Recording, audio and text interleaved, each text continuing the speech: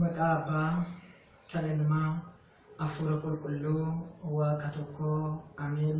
Maqaba kalilma afura qulqullu waaqa tokko amin.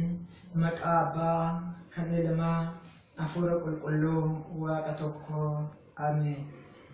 يتبارك እግዚአብሔር አምላክ አበዊነ ወአምላክ ቅዱሳን ለዛብ ጸንስ ከዛቲ ሰዓት waaqayyoon keenya cubbuu fi dadhabina keenya osoo nutti hin ilaalle ijaarummaa isaatiin nu ilaalee gaarummaa hunda nuuf baay'isee ulmii qabnu irratti yeroo kana kan nuuf dabalee galanni baraan gabaraatti isaaf haa ta'u ameen. Akkasumas qulqulleettii haadha keenya dubaroo Maariyaamii ergamtoota wareegamtootaa fi qulqulloota kanneen waaqayyoon isaan kabajan hunduma isaaniidhaaf iyyuu kabaja waaqayyoon isaan kabajan isaaniifillee kabajnii fi galanni haa ta'u ameen. Jaalatamtoota maatii waaqayyo kan isin jaalatu isinis waaqayyoodhaan kan jaalattanu daandii waaqayyoon ittiin fayyadamee sagalee jireenyaa isaa ittiin nu tajaajiluuf nu barsiisu kanaan sagalee jireenyaa kana kan dhaggeeffattan hunduma keessaniif iyyuu eebbii fi araarri gooftaa keenya Yesuus Kiristoos kadhannaan haadha keenya qulqulleettii dubaroo Maariyaamii eegumsi ergamtootaa fi kennaan qulqullootaa wareegamtootaa hunduma keenyaaf iyyuu haa baay'atu ameen. Egaa waaqayyoon akkuma barate nu barsiifata nutti dubbata sagalee jireenyaa isaa nu dhageessiisa nuti immoo isa barannuu fi isa dhageenyuun firii 30-60 buufannee dhaalta mootummaa isaa akka taanu waaqayyoon isaaf akka nu qopheeffatu eeyyama waaqayyoon nuuf haa ta'u.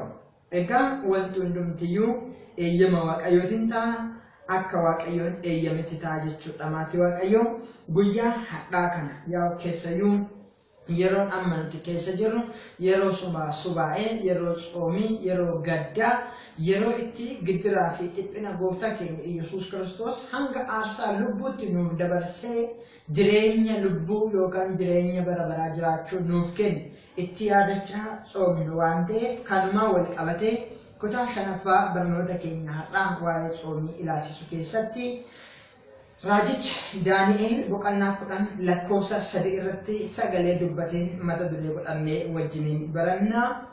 Sagalichis akkas jedha. Foonii fi ajjiin illee afaan koo hin seenne.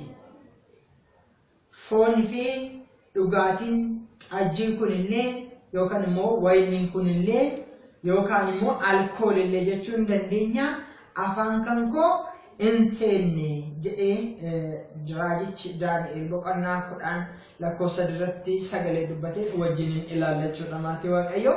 Egaa kan Daani'eel isa kana kan dubbate jechuudha maatii waaqayyoo.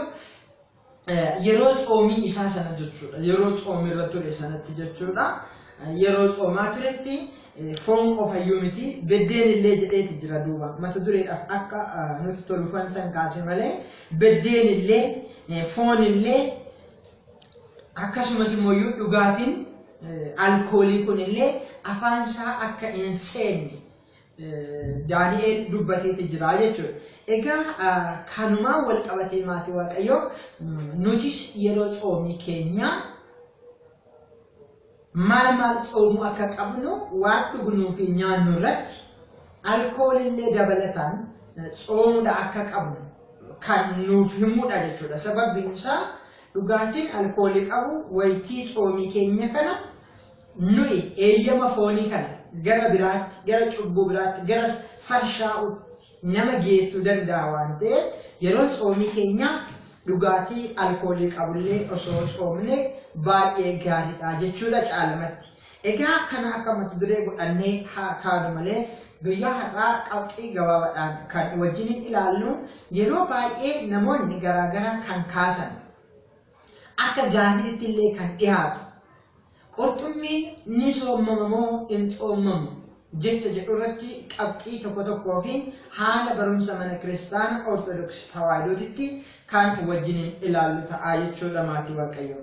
Egaa manni kiristaanaa keenya seera mataa ishee danda'e macaafa seeraa kan mataa isaa danda'e yookaan Fithaa Negesti kan jedhamu macaafa seeraa hin qabdu jechuudha manni kiristaanaa keenya. Macaafni kun eessayyuu hin dhufne yookaan immoo falaasfaadhaan ogummaa warra uumuutiin kan hojjetame miti. Macaafni seeraa kun kutuma macaafa qulqulluu keessa gaarummaa dhala namaatiif yookaan immoo fi hafuura qulqulluu ittiin buufachuu kan dandeenyu macaafuma qulqulluu keessaa kan ba'eedha malee namoonni akka fedhii isaaniitti akka isaanitti tolutti macaafa qophaa'ee miti jechuudha. Hiikkaan isaa macaafuma qulqulluudhaan tokko kan ta'e macaafa qulqulluurraa akka seeratitti garuu dhala namaadhaaf bifa toluu danda'u kan barraa yookaan kan qophaa'edha jechuudha. Sirna mana kiristaanaa ortodoksii qaanonaa fi dogmaa isaa eegee kan barraa'edha jechuudha. Egaa macaafa seeraa mana kiristaanaa keenya kana keessatti waa'ee xoomii qurxummii irratti illee kan barraa'ee hin jira jechuudha. Egaa macaafa Fithaa Negesti jedhamu keeyyata 15 lakkoofsa 572 irratti waa'ee qurxummii kan barreeffame hin jira. Namoonni hiikaa garaagaraallee itti laataniiti jiru jechuudha. Haa ta'u malee hiikaan sirrii fi hiikaan barumsa mana kiristaanaa macaafa kanarratti barraa'e maalidha kan jedhu immoo wajjin kan ilaallu ta'a jechuudha. Egaa afaan warra Gi'iizitiin jechuudha.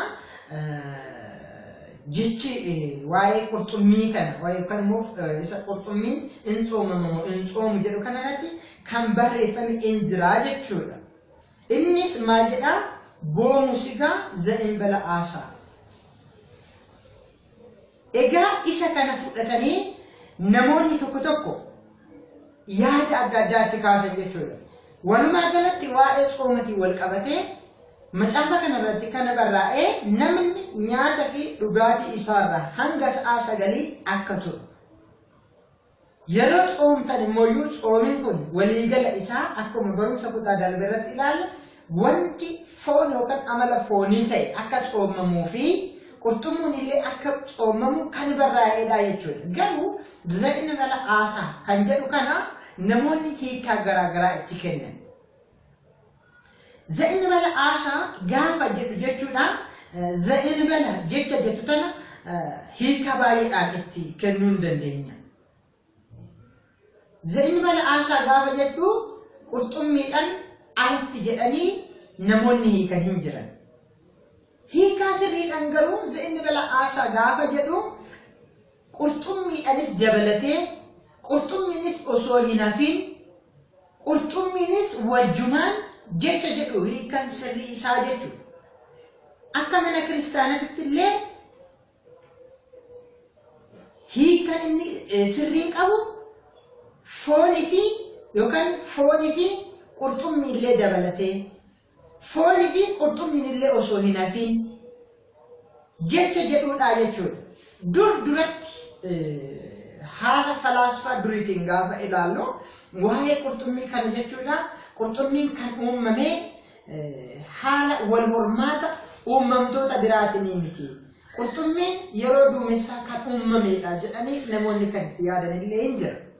Haa ta'u malee haala qabatama amma jiru qorannoo saayinsiitiin iyyuu qurxummiin kan wal horuu danda'u haala wal hormaata uumamtoonni akkuma beeyladoota fi bineensotaa kan haala wal hormaatatiin kan uumamuudha malee akkasumas yeroo duumessaa wanta irraa waan uumamuu miti jechuudha.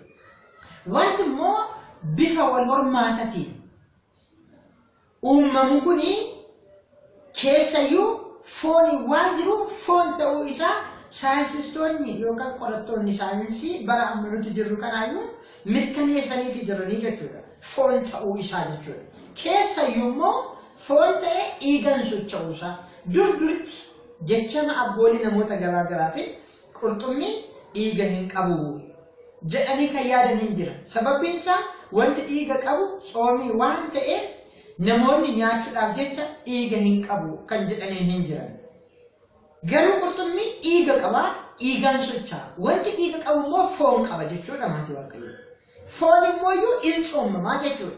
Kanaaf Daani'eel illee raajicha isaa boqonnaa 10 lakkoofsa 3 isa mata duree godhannee kaasne kanarratti foon illee afaan koo hin galle kan jedhe jechuudha. Kanaafuu qurxummiin foonii jechuudha. Foon waan ta'eef akkasuma immoo dhiiga kan qabuu fi dhiigan kan socho'u waan ta'eef inni illee ni soomamaa jechuudha akka barumsa mana kiristaana ortodoksii tawaahidootti jechuudha. Akkasumas immoo qanoona manni kiristaanaa keenya amma qabdu jechuudha. Duritti waa'ee seenaa mana kiristaanaatiin keessayyuu bara 1951 achitti baroota jiran gaafa ilaallu manni kiristaanaa ortodoksii tawaahidoo Itoophiyaa Phaaphaasii mataa isheetiyyuu kan hin qabnee fi Gibsi Phaaphaasonni Gibsi irraa dhufanii Itoophiyaadhaaf Phaaphaasii ta'anii amantaa kana adeemsisaa akka turan beekamaadha jechuudha seenaadhaan. Innaa yeroo sanitti Phaaphaasonni Gibsi uummanni akka qurxummii nyaatu taasisaa turaniiru. Akkuma salphaatti ilaalanii nyaachisaa turaniiru jechuudha. Inni kun immoo yeroo sanitti akka haala bulchiinsa isaaniitiif mijatutti kan godhanidha jechuudha.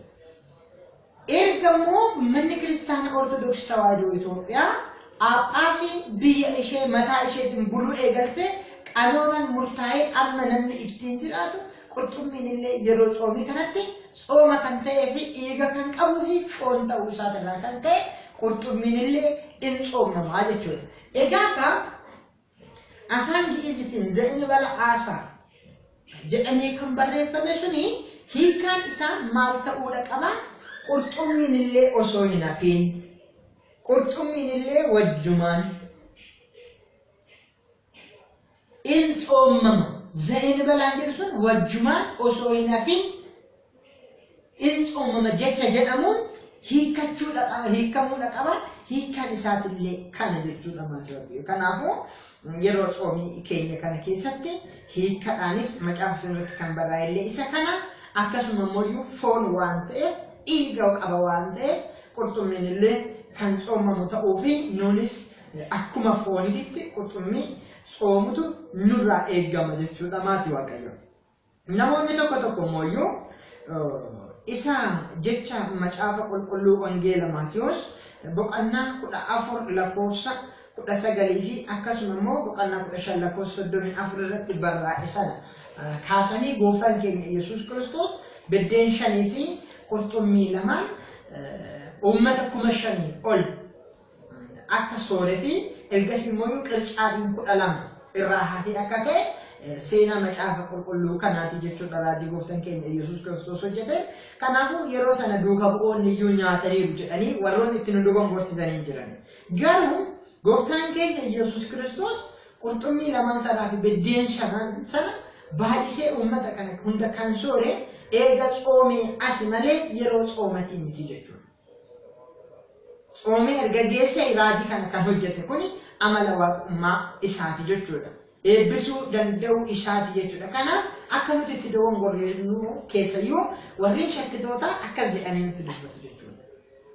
Inni kun immoo gooftaan keenya Yesuus Kiristoos isa kana kan godhe yeroo xoomii sanitti osoo ta'e yeroo xoomimmaa gooftaan keenya Yesuus Kiristoos xoomimarra ture eenyudhaan wal argine.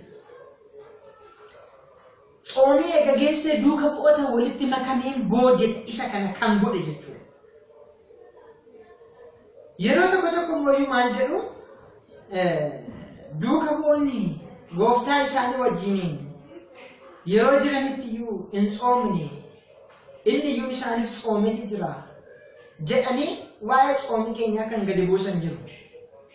Garuu jecha gooftaan keenya Yesuus Kiristoos dubbateen jechuudha. Hanga gooftaan isaanii isaan wajjiniin jirutti in xooman maaliif inni iyyuu isaan wajjiniin jira waan ta'eef gooftaan isaanii erga gidduu isaaniidhaa deeme mushurraan sun erga isaan gidduudhaa deeme guyyaan sun waan dhufuuf in xoomane jedhee dubbatee gooftaan keenya Yesuus Kiristoos duuka bu'oota bira eega gargara bahee hanga humna hafuura qulqulluu fudhatanitti duuka bu'oonni mataan isaaniitii akka xooman ragaa macaafa qulqulluuti jechuudha. Kanaafiyyuu gooftaan keenya Yesuus Kiristoosis qurxummii sana baay'isee uummata keessan kan nyaachise yeroo xoomirra jiru sondeen erga xoomii isaa geesse raajii hojjetedha. Maatii Waaqayyoo bifa kanaan nu galuu qaba. Dhugaan macaafa qulqulluutillee isa kanaadha jechuudha. Duuka bu'anillee xoomii hin shaarree jechuudha. Xoomaniiti jiranii jechuudha. Humna hafuura qulqulluu kan ittiin argatan gatii xoomii kanaatiin ta'uu isaa macaafni qulqulluun nu barsiisaa jechuudha maatii Waaqayyoo. Kanaafiyyuu isa kana beeknee yeroo xoomii keenya akkuma awaaja mana kiristaanaa yookaan labsii mana kiristaanaa keenyatti qurxummiin kan xoomamuu fi foon ta'uu isaa gatii dhiigaa ta'uu isaa dhiiga qabaachuu isaa ragaa hundi keenya yoo beeknu kanaafuu qurxummiin hin xoomama dubbiin jecha gi'iidhaan barreeffame sun illee hiikkaan isaa inni qajeelli qurxummiidhaan alatti jechi jedhu osoo hin ta'in qurxummiin illee osoo hin hafne qurxummiis dabalatee jecha jedhu kan hiikka jedhu bakka bu'ee kan xoomamu ta'uu isaati jechuudha maatii Waaqayyoo. Kanaafuu inni guddaan nuuf galuu qabu baruma raajota irraa eegalee Daani'elis akkuma dubbate yeroo xoomii kan koo dhugaatiinis sooranni addaatis beddeen illee jedhee dubbateeti jira jechuudha. Foonii fi dhugaatiin alkoolii kun afaan kan koo hin xoomne hagan torbee xoomii koo xumuurratti inni kun afaan keenya hin seenne jedheeti jira jechuudha. Kana jechuun immoo dhugaatiin alkoolii dhorkame jechuun miti. Andoon yeroo garaa keessi dhukkubitti dhugaatii xajjii isa xinnoo itti dhugi jedhamee barreeffameeti kan jiru. Kanaafuu yeroo xoomii keenya garuu wantoota qaama keenya kakaasan kanarraa of goolabuudha qabna jechuudha. Waanuma nyaannu kana, waanuma soorannu, waanuma dhugnu kanayyuu likkii isaatitti xoomuudha qabna jechuudha. Inni kun immoo maalidha jechuudha inni guddaa ergaan isaa inni of keessaa qabu inni guddaa eeyyama foonii eeyyama lubbuudha bichisiisu jechuudha. Yeroo xoomii keenya eeyyamni lubbuu keenya caalmatti mul'achuu qaba. Foon keenya dadhabuudha qaba. Lubbuudhaaf bitamuudha qaba. Fedhiin foonii lubbuurra darbee cubbuu seenuu qabu. Sababbiin isaa fedhii foonii yoo jennu walumaa galatti hiikni isaa gara cubbuutti deemuu jechuudha. Waan Waaqayyo gaddisiisu raawwachuu jechuudha. Gochaa fi haala ilaalcha jiruu keenyatiin illee waan cubbuuta irraa of deebisuudha. Foon keenya fedhiin foonii keenya yeroo baay'ee gara cubbuu sanatti imaluu barbaada. Nuti immoo hin ta'u jennee irraa of dhoowwarree ittisuu daangessuu dhorkuu danda'uudha qabna. Inni kun immoo fedhii foonii sana lubbuudhaaf bichisiisu jechuudha. Isa kana keessaa inni tokko immoo maalidha? Wantoota qaama keenya fedhii foonii keenya kakaasuu danda'an kanarra of daangessuudha. San keessaa alkooliin illee tokko jechuudha. Maatii Waaqayyoo bifa kanaan nu galuu fi hubachuutu nurraa eegama jechuudha. Kanaaf qurxummiin illee xooma akka ta'e labsii dogmaa mana kiristaana Ortodoksii Tawaahidooti jechuudha. Akkasumas immoo foonii fi dhiiga ta'uun isaaniillee qabatamaadhaan nutis ija keenya ilaallee kan beeknudha. Qorattoonni hayyoonni biyya lafaatis qoratanii akka lafa kaanitti qurxummiin foon ta'uu isaati. Foon immoo kan xoomamu ta'uu isaa macaafni qulqulluun illee ragaa nuuf ba'a. Kanaaf isa kana beeknee akkasitti xoomamuu isaa beeknee namoota biraadhaaf illee hubsiisuudha qabna maatii Waaqayyoo. Egaa har'aaf hanga kana gidduu keenya ta'ee sagalee jireenyaa isa nu barsiise Waaqayyoodhaaf galanni baraan gabaraatti isa haa ga'u. Egaa namoota beekaniif jecha tokkoyyuu ingeessi jedhamee barreeffameeti jira. Isuma baranne isuma dhageenya kana laphee keenya irra nu oolchee firii 30-60 akka ittiin buufannu eeyyama isaa nuuf haa ta'u. Kutaan itti aanullee itti fufa. Kanaafuu sabiskiraayib gochuudhaan akkasumas immoo dhala biraadhaafis nama biraadhaafis sheerii gochuudhaan barumsa kun akka bira qaqqabu taasisan dhaamsa kan kooti. Wasibaat ለእግዚአብሔር ወለወላዲቱ ድንግል ወለመስቀሉ ክቡር ይቆየን።